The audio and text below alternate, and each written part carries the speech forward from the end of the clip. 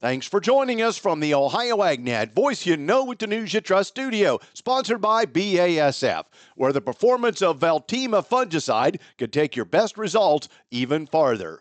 It sounds simple. Control what you can to get the crops off to a good start so they finish the season even stronger.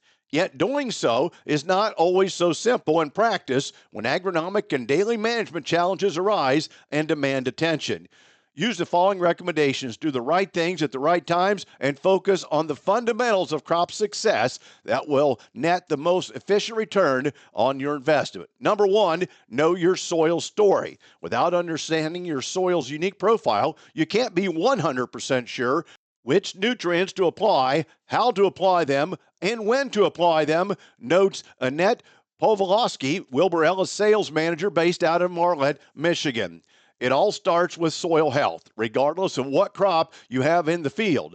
The fact doesn't change. Success begins with analytics, understanding what your field lacks and what soils can deliver. For example, use grid sampling results to better address soil fertility issues or other crop limiting factors. That insight can help you decide whether fixing the issue will pay off. Number two, take tissue samples. Invest in tissue analysis to get the information needed to maximize the benefits of in-season plant nutrition. These results help you and your agronomist spot and fix nutrient gaps before they hurt your yield. Tissue samples help us evaluate which nutrients may be missing within the field and help develop a foliar feeding program to give the plants what they need when they need it, says Powolowski.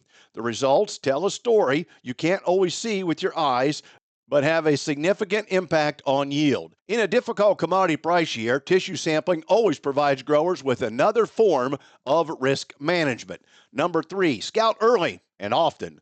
Only with regular scouting can the challenges affecting crop performance be identified and the right solutions be recommended. It's time to be scouting for weeds and not from the cab or from your pickup. Walk your crops, said Powolowski. Good early season and continuing weed control is more imperative than ever because of resistant weeds. Evaluate the effectiveness of your pre-emergence weed control program and determine if future changes are needed. Then carefully plan and execute needed post-emergence weed control programs based on weed pressure and species present.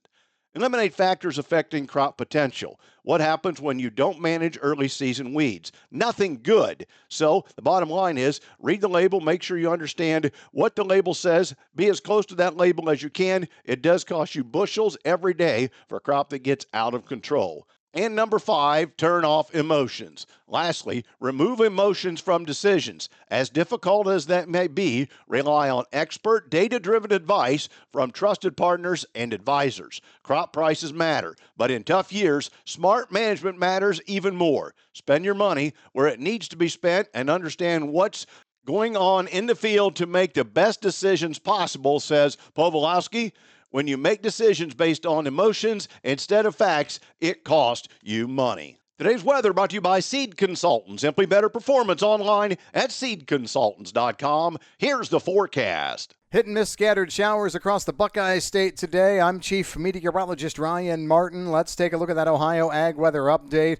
We're starting the day with some moisture lingering after the overnight triggered some scattered showers across about 60 to 70% of Ohio. Through the day today, that cloud cover doesn't really break too much, and we see a frontal boundary trying to work in from the west and northwest through this afternoon, evening, and overnight. I think we can see another quarter to 3/4 of an inch of precipitation through the day today, ending by sunrise tomorrow morning. The rest of tomorrow turns out partly sunny, more clouds to the east and southeast, more sunshine west and northwest. But this kicks off a multi-day dry stretch. We stay dry through Wednesday, through Thursday, and through Friday the 4th. Our next rain event likely does not show up until Sunday the 6th, so a good chunk of your holiday weekend is going to be dry. And even if we do see moisture Sunday the 6th, it's going to be late afternoon, evening, probably done by midnight. And then we go into Monday with another bit of instability for Monday afternoon. For Tuesday, I won't rule out hit and miss scattered showers and thunderstorms there next week, but Wednesday forward, we go back to dry weather and maybe a bit cooler as Canadian high pressure tries to settle in just south of Hudson Bay, encompassing most of Ontario and a large chunk of the Great Lakes region. That's the way your forecast is stacking up. I'm meteorologist Ryan Martin. And thanks, Ryan. Brands such as AgriGold and LG Seeds will have new ownership under an acquisition announced June 27th by GDM and AgReliant Genetics. GDM, a global plant genetics company based in Buenos Aires, Argentina, with operations in 15 countries and a team of 3,400 employees, announced it would acquire 100% of the shares in AgReliant Genetics, which has provided corn, soybean, sorghum, alfalfa seed in North America. In a press release, GDM stated the strategic acquisition would bring together GDM's global scale, longtime reputation for world-class innovation, and elite soybean genetics expertise with AgReliant's market leadership in corn breeding and genetics, strengthening GDM's portfolio of high-performing seed solutions for growers and underscoring its commitment to growth in the region. Now, the GDM and AgReliant team share a commitment to help growers get the highest yield for their fields, and we are excited to welcome them into the GDM family, said Ignacio Bartholomew, GDM CEO. This acquisition is a significant development for both companies and a major milestone in GDM's growth strategy in North America. It will allow us to serve farmers with an expanded and differentiated high-performance portfolio of solutions and create new opportunities to drive innovation, accelerate business growth, and lead both sides of the acres. AgReliant, headquartered in Westfield, Indiana, was founded in 2000 as a joint venture by KWS and Lima Grain.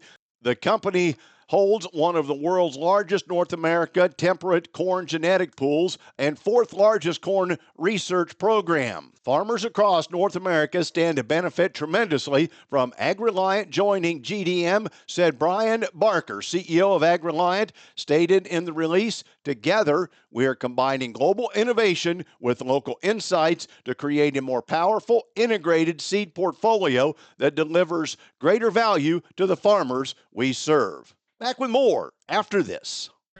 Get the equipment and trucks you need at the Ritchie Brothers' next Great Lakes Regional event on June 26th and 27th. This absolute unreserved auction will feature online bidding, and items are located in Columbus, Chicago, and Detroit.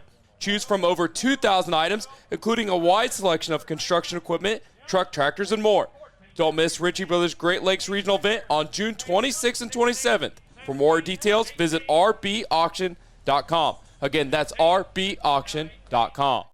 Attention construction pros. Purple Wave Auction brings quality equipment to your fingertips. Join our bi-weekly online auctions featuring dozers, excavators, loaders, and more.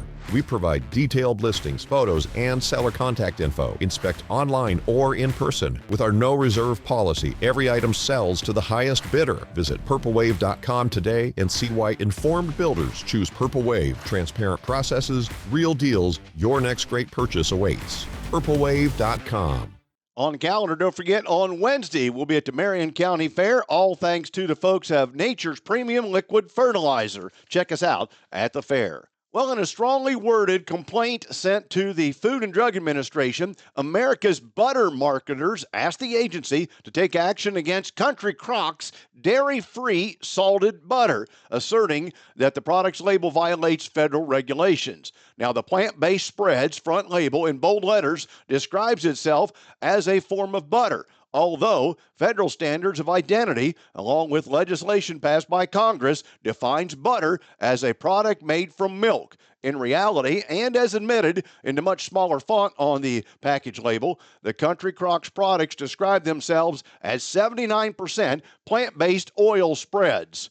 Country Crock is attempting to leverage the premium perception of real dairy butter maintained by consumers, said Christopher Galen, executive director of ABI. The manufacturer is clearly trying to confuse the consumer about what this product is. An ultra-processed seed oil concoction. This product may indeed be a crock from the country, but it's certainly not butter. Galen said that as the margarine and vegetable oil spreads have declined in sales, companies are seeking to capitalize on butter's resurgent popularity by misappropriating them with the term butter and applying it to products that clearly do not meet butter's federal standard of identity. Butter manufacturers have to follow federal labeling standards, but the proliferation of fake butters is eroding the integrity of the marketplace, he said.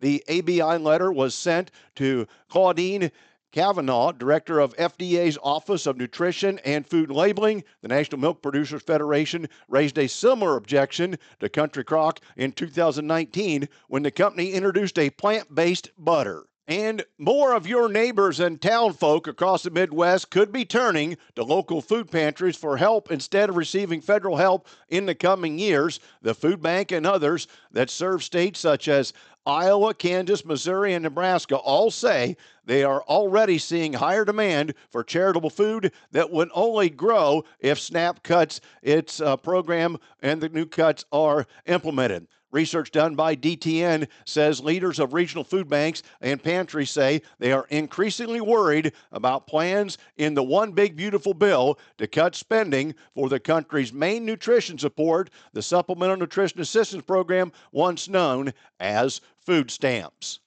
Today's market analysis is brought to you by the Louis Dreyfus Company. Excited to be building the newest state-of-the-art soybean crush facility in Upper Sandusky, Ohio. For marketing information on your beans to LDC, call 574-566-2113. Here's Ryan Martin. Grain markets on Friday finished a little bit higher. I'm going to call it profit-taking from a week that really beat up all of these grain markets. Now the conundrum: what happens later today? At midday, we get the biggie, the planted acres report. I've seen some huge numbers being thrown around on the corn side. Let's actually start with the market report that is not expected to cause too many problems, and that is the quarterly grain stocks report. The average trade guess for wheat is 836 million on hand as of June 1st. Corn, 4.64 billion, and we have 980 million bushels of soybeans on hand. This would represent a fairly decent little disappearance on corn, beans, and wheat. Corn especially down from 8.15 back on March 1st. So these numbers I don't think will be too interesting, but need to watch for them, especially on corn. If the disappearance is more than anticipated, that would bolster thoughts that we really need to see exports go up just a little bit more. Now, the biggie, U.S. acreage. On corn, the average trade guess is now 95.35, but here's the biggie. The highest trade guess is 96.8. The lowest is 93.7. On beans, 83.65 is the average trade guess. The high is 85.3. The low is 82.5. The March 31st forecast was 83.4 on beans and 95.3 on corn. So the trade not differentiating itself too much from the guesses back in March, but I am hearing some huge numbers being thrown around. The wheat numbers really shouldn't matter that much. Winter wheat expected to come in 33.29. That should be known. The spring wheat is what's going to be the interesting one as we get there. Small grains plantings are going to be released as well. I don't think that's going to be as big of a story here today, but watch for a choppy day and buckle your seatbelts. This report could definitely reset the goalposts. I'm Ryan Martin. And thanks, Ryan. Today's market is brought to you by Seed Consultants. Simply better performance online at seedconsultants.com. Overnight at the open, July corn up 2 at 419.5, while December's down 1/4 cent at 426 3/4. If you went to March, you'd be down 1/2, but at 441 3/4. The July beans are up 2 1/4 at $10.30. November new crop up 2 3/4 at $10.27.5, and January's up 2 3/4 at $10.42.5. The July wheat up 2 3/4, trading $5.27.5. September $5.42, up a penny and 1/4. Carry that wheat to December, you're up a penny at $5.64. In livestock on Friday's close, June cattle up $3.05 at $224.75. The August closed up $4.10 to $213.30. July lean hogs up 92 at $113.25. August up 2 cents at $110.27. Big numbers in feeder cattle, with September closing up $4.52 to $307.90. October up $4.30 at $305.72. Thanks for joining us. I'm Dale Minyo. This is the Ohio AgNet.